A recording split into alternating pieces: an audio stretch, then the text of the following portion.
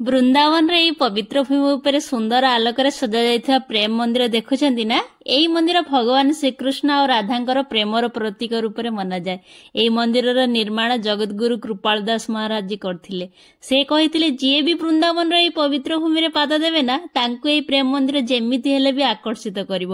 ଏହି ମନ୍ଦିରର ନୀତି ହେଉଛି ଏହା ସକାଳ 8:30ରୁ ଦିନ 12ଟା ଯାଏ ଆଉ ସନ୍ଧ୍ୟା 4ରୁ ପୁଣି ରାତି 8:30 ଯାଏ ଖୋଲା ରହେ।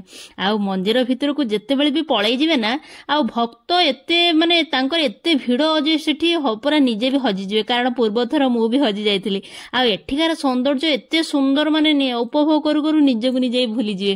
ମନ୍ଦିର ଭିତରକୁ ଯେତେବେଳେ ଯିବା ପୂର୍ବରୁ ମନ୍ଦିରର ଚତୁଃପାର୍ଶ୍ୱରେ ଭଗବାନ କୃଷ୍ଣଙ୍କର ବାଲ୍ୟଲୀଳାଠୁ ଆରମ୍ଭ କରି ବର୍ଣ୍ଣିତ ଯେତିକି ସବୁ ଲୀଳା ବି କିଛି କିଛି ଦେଖିବା ପାଇଁ ମିଳିବ।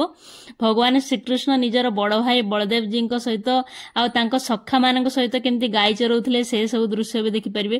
ମନ୍ଦିରର ସୁନ୍ଦର ସୁନ୍ଦର କାରୁକାର୍ଯ୍ୟ ଆଉ ଆଲୋକର ଯୋଉ ତୋରଣ ଗୋଟେ ମିନିଟରେ ପୁରା ଚେଞ୍ଜ ହଉଥିବ, ତାକୁ ଦେଖିଲେ ପୁରା ମନ ଖୁସି ହେଇଯିବ। କିଛି ଦୂରରେ ଭଗବାନ ଶ୍ରୀକୃଷ୍ଣ ଆଉ ଅର୍ଜୁନ ଯୋଉ ରଥ ତାଙ୍କର ଥିଲା ସେଟା ବି ଦେଖିବା ପାଇଁ ପାଇବେ। ମହାଭାରତର ଯୁଦ୍ଧକୁ ମନେ ପକେଇଦବ। ଆଉ କିଛି ବାଟ ଗଲେ ପୁଣି ତାଙ୍କ କିଛି ପାଖରେ କୃଷ୍ଣ ଗୋବର୍ଦ୍ଧନ ପର୍ବତକୁ ତାଙ୍କର କେମିତି କାନି ଆଙ୍ଗୁଳିରେ ଯୋଉ ଉଠେଇଥିଲେନି ସେଇଟା ବି ଦେଖିବା ପାଇଁ ମିଳିବ। ସାଙ୍ଗମାନେ ମୁଁ ଶୁଣିବା ପାଇଁ ପାଇଥିଲି କି এই ମନ୍ଦିରଟା 150 କୋଟି ଟଙ୍କା ବିନିମୟ ଆଉ 11 ବର୍ଷର କଣ୍ଟିନ୍ୟୁଅସ୍ କାର୍ଯ୍ୟ କରିବା ପରେ ଏହି ମନ୍ଦିର ତିଆରି ହୋଇପାରିଥିଲା। ମନ୍ଦିରର ମୁଖ୍ୟ ଗର୍ଭଗୃହରେ ଭଗବାନ ଶ୍ରୀକୃଷ୍ଣ ଆଉ ରାଧାଙ୍କୁ ଦେଖିବା ପାଇଁ ପାଇବେ। ଆଉ ଉପରକୁ ଯଦି ଯିବେ ପୁଣି ଉପରକୁ ଗଲେ ଏଠି ଜଗତଗୁରୁ କୃପାଳ ମହାରାଜଙ୍କର ପ୍ରତିମା ଦେଖିବା ପାଇଁ ମିଳିବ। ପ୍ରେମ ମନ୍ଦିରର ଭିତରେ ଯେତିକି ସୁନ୍ଦର ବାହାରେ ବି ସେତିକି ସୁନ୍ଦର। ଆଉ ସବୁଠୁ ବଡ କଥା ହେଲା ସବୁ ଲୋକମାନଙ୍କର ପାଟିରେ ଖାଲି ରାଧା ରାଧା ରାଧା ରାଧା ହିଁ ଚାଲୁଥାଏ। ଆଉ ମାହୋଲ ଏତେ ସୁନ୍ଦର ହେଇଯାଇଥାଏ ଯେ ମାନେ ଆପଣ ବି ତା ଭିତରକୁ ପଶିଗଲେ ତା ଭିତରେ କେତେବେଳେ ମଜି ଯାଇଥିବେ ନିଜେ ବି ନିଜେ ଜାଣିପାରିବେନି।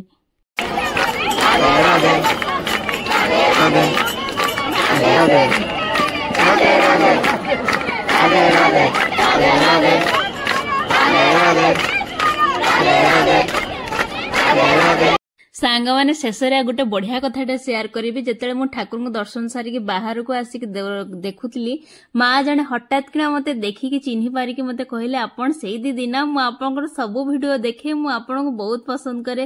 ତାଙ୍କର ସେଇ ଯୋଉ ହସରେ ତାଙ୍କର ଯୋଉ ହସ ହସ କଥା ମାନେ ମତେ ଏତେ ଖୁସି ଲାଗିଲା। ମାନେ ବୃନ୍ଦାବନ ଜାଗାରେ ପୁଣି ମା ମତେ ଚିହ୍ନି ପାରିବେ, ଏତେ ଖୁସିରେ କଥା ହେବେ, ମାନେ ବହୁତ ଖୁସି ଲାଗିଲା। ଯାହା ବି ହଉ ଆପଣ ମାନଙ୍କର ଭଲ ପାଇବାକୁ ମୁଁ ପ୍ରତିଟି ମୁହୂର୍ତ୍ତରେ ଅନୁଭବ କରେ।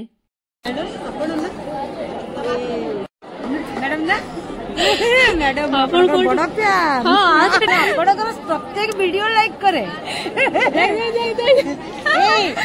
स्कूल जो मैम ये करती सर